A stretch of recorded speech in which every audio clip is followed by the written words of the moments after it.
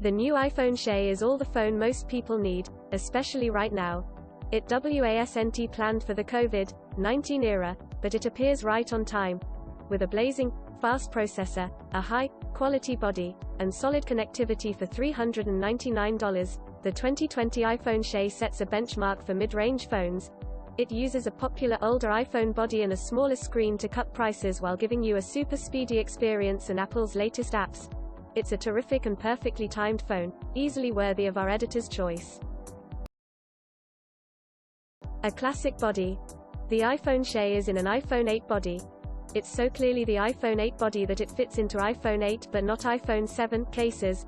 While it isn't nearly as petite as the previous iPhone 5 base SE model, it's still the smallest high-quality phone on the market.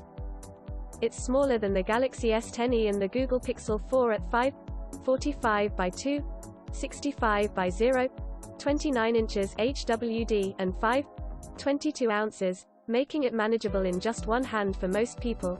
The phone's 4.7-inch, 334 by 750 pixel screen isn't as bold as the iPhone 11 Pro's new OLED panel, but it looks great for the price.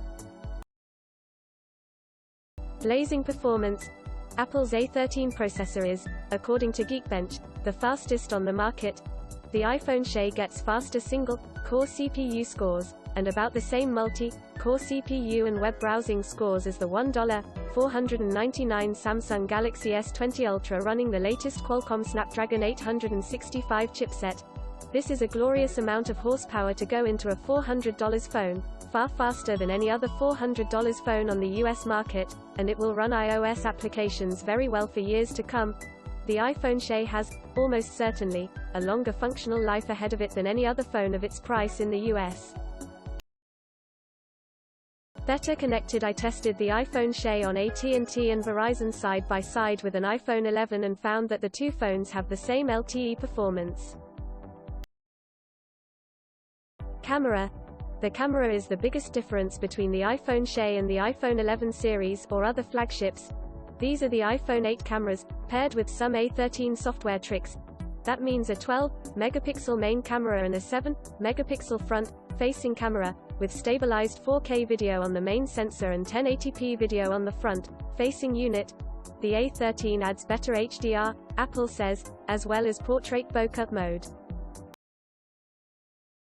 In good light, it's very difficult to tell the difference between shots taken with the iPhone SE and iPhone 11 cameras.